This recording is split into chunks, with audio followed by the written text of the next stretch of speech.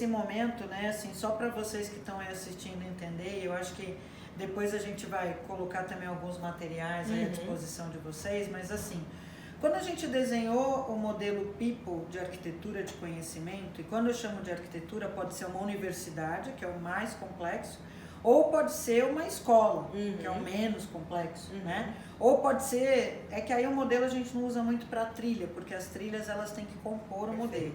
Então trilha é trilha, programa é programa. Depois vem as escolas, depois vem as academias e depois vem as universidades. É assim que a gente conceitua dentro do nosso modelo.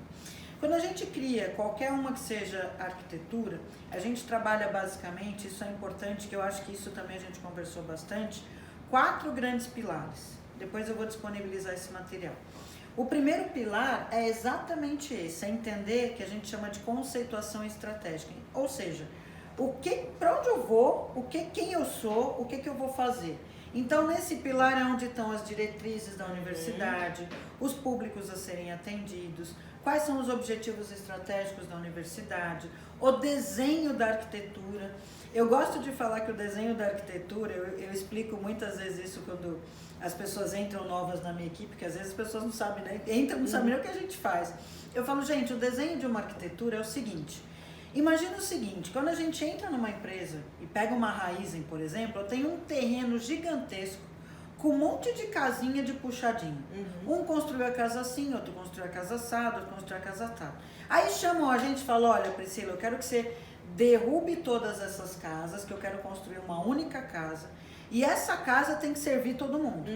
Aí o que a gente faz? Olhando estrategicamente aquele terreno cheio de conhecimento. A gente vê onde que nasce o sol, a gente vê o tipo de clima, vê o tipo de solo, a gente vai nos puxadinhos, né? E dentro desses puxadinhos a gente fala, ih caramba, aqui tem 5 pessoas que moram, aqui tem 500, aqui tem isso, que cada um tem um móvel lá dentro, cada um tem um jeitão de fazer, cada um tem seu estilo de vida lá dentro daquele monte de puxadinho.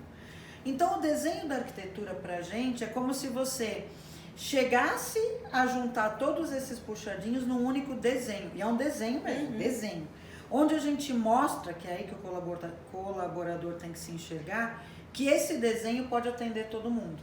Então a gente chama todos os puxadinhos e fala, olha, a sua parte da casa é essa aqui, ó, é bacana, cabe todo mundo, tá dentro do estilo que você gosta, que você está acostumado, e vai chamando assim sucessivamente os puxadinhos, para que as pessoas se enxerguem nas escolas, nas academias. Só que tem áreas dos puxadinhos que é comum. Sim. Então, eu tenho uma cozinha aqui, uma cozinha lá, uma cozinha lá, uma cozinha lá. A gente junta tudo numa única cozinha. E essa única cozinha, todo mundo tem que estar confortável. Esse é o desenho da arquitetura. Uma vez que a gente olhou para a planta da casa e todo mundo está ok, aí a gente começa a fazer o quê? O saneamento básico, as instalações de elétrica e tal, porque aí são o quê? É recurso que a gente tem que usar. Quais as bases de fundação, que nem você falou, putz, cara, lá embaixo tá a cultura. A cultura é o piso, é a fundação, não tem jeito. Qual que é o telhado? Poxa, o telhado é a estratégia. Todo mundo que está dentro daquela casa tem que estar respirando aquela estratégia, embasado pela cultura. E aí a gente fala, bacana, tá todo mundo bem? Todo mundo confortável em cima disso? Tá todo mundo bem e confortável. Validou o desenho? Validou. Aí a gente começa a trazer o quê? Os móveis. Que aí os móveis, tem móvel que a gente consegue usar, que são os conhecimentos que já existiam. Então a gente usa muito do conhecimento que já existia, mas tem móvel, gente, que não vai caber mais lá dentro daquela casa, daquele modelo novo. Aí a gente joga fora. E traz móveis novos, mais adequados àquele telhado e aquele piso, né? Aquela fundação. E aí o legal, né, que eu acho que quando a gente fez isso, né, e foi um grupo multidisciplinar bastante crítico, né, como é que a gente faz com que alguns móveis não vão entrar na casa. Exatamente. Né? Então também tem esse cuidado, né, que eu acho que a gente teve muito desde o princípio, de que as pessoas entendessem que algumas coisas a gente ia ter que desapegar, né? Porque senão a gente ia simplesmente só organizar, trocar 6 por meia dúzia. O que a gente tinha de quantidade de treinamentos, mas assim, a gente não ia conseguir dar essa sensação de que as coisas estavam organizadas, estavam sinérgicas, estavam dentro da onde deveriam estar, né? E eu lembro que a gente teve muito cuidado com isso, né? Não foi uma, nem duas, nem 3, nem 4, foram algumas sessões né, para que a gente deixasse todo mundo confortável, a gente fala na nossa mansão, né? Exatamente. É porque imagina o seguinte, gente, as empresas, é que assim, é uma coisa muito louca, as empresas respiram conhecimento, a gente não pode jogar o conhecimento que existia ou que existiu fora. Talvez alguns não sirvam mais, o mercado muda, o negócio muda, mas tem muito conhecimento. Eu vou dar um exemplo para vocês. Uma outra universidade que a gente estruturou, que é a M. Dias Branco, a gente fez esse levantamento também, de tudo que precisava, olhando para o futuro e tal. 40% do que eles levantaram que precisava já tinha lá dentro. Então a gente dá uma maquiada, restaura o móvel e traz para dentro. Entendeu? Então, essa parte toda do desenho é o que a gente chama de conceituação estratégica. Só que esse é um pilar, né? E esse cuidado desse pilar é o que vai nortear toda a estratégia de arquitetura, de educação daí para frente. Então, esse é um pilar. O segundo pilar é, putz, gente, a gente morava todo mundo separado, mas agora vai ter que morar todo mundo dentro da mesma mansão. Vamos às regras de quem faz o quê. Esse segundo pilar, para mim, é tão importante quanto o primeiro, que é o modelo de governança. Que aqui também foi bastante complexo, porque a gente queria ter um modelo de governança. Quem faz o quê? Quem realmente parametriza o que vai para a trilha ou o que não vai para a trilha? Quem paga, né? No sentido de quem vai bancar, a gente fala muito de patente, né? Quem vai patentear cada uma das escolas, porque é nesse momento que a gente envolve toda a liderança.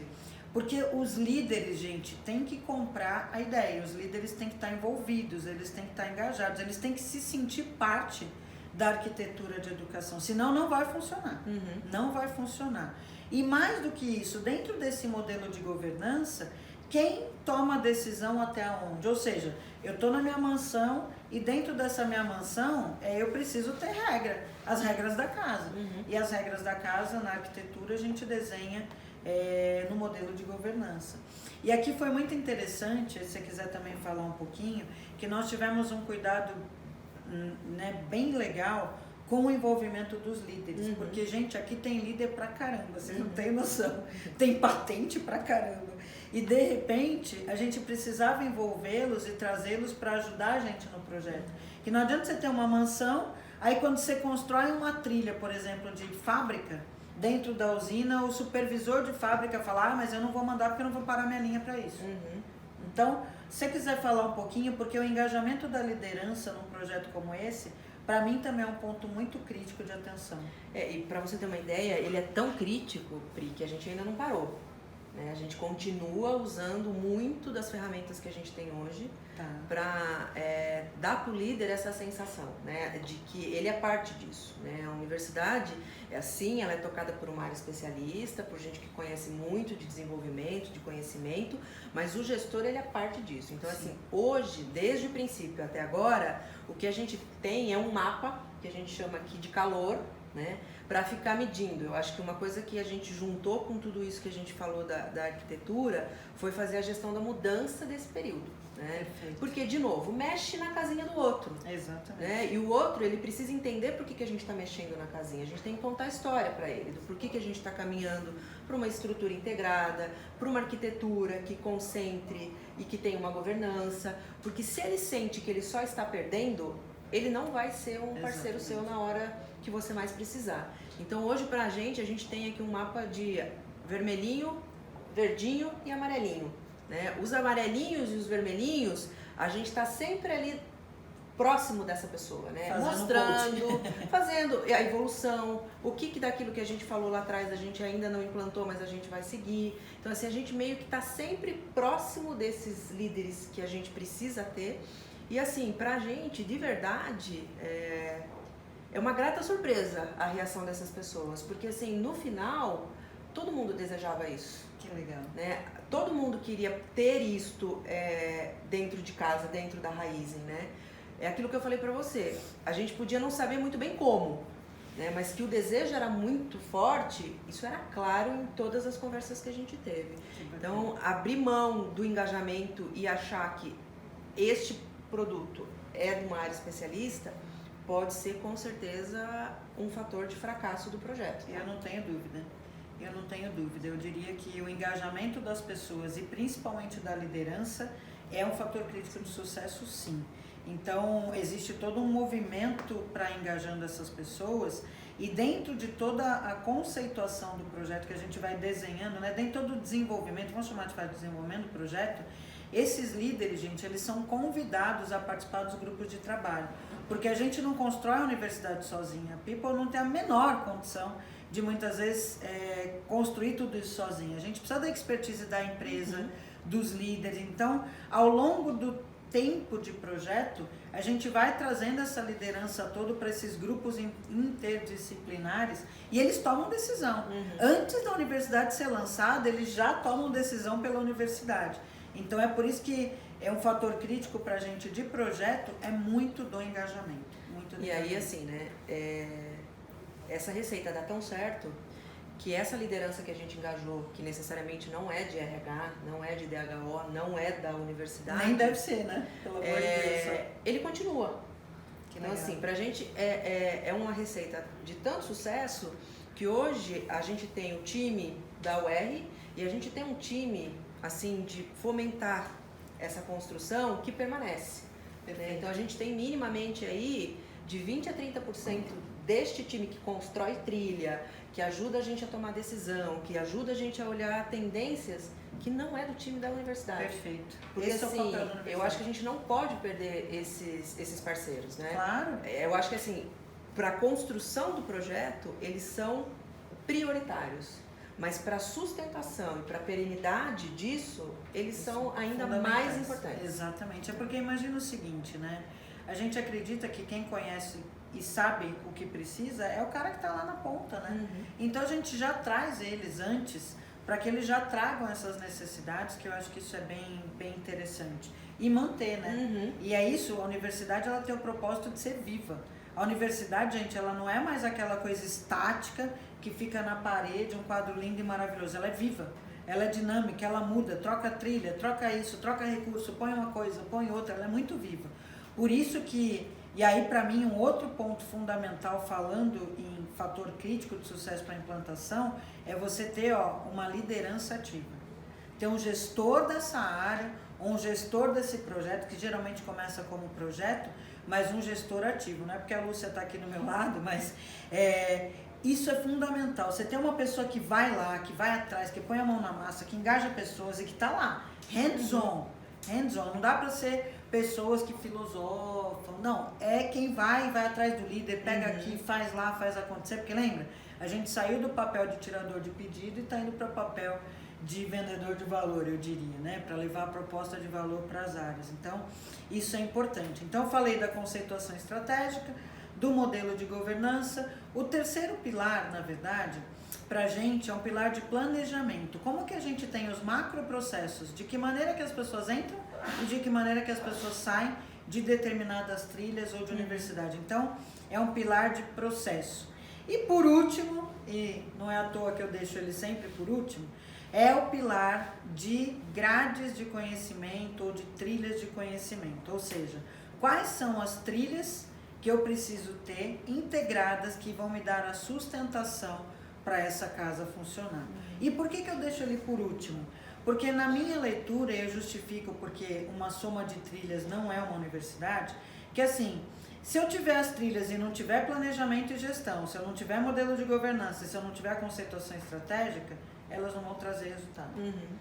Traz o imediato, traz ali o rápido, mas a longo prazo vão começar a achar que treinamento é custo, vão falar que não tem dinheiro para investir em pessoas, vão falar que o recurso não está adequado, vão pedir para você trazer uma plataforma. Vocês não têm noção, você não tem noção, Lúcia, do que eu chego nas empresas, as empresas compram plataformas super complexas, caras, e não tem tudo isso estruturado. Eu falo, gente, mas o que vocês estão fazendo com a plataforma?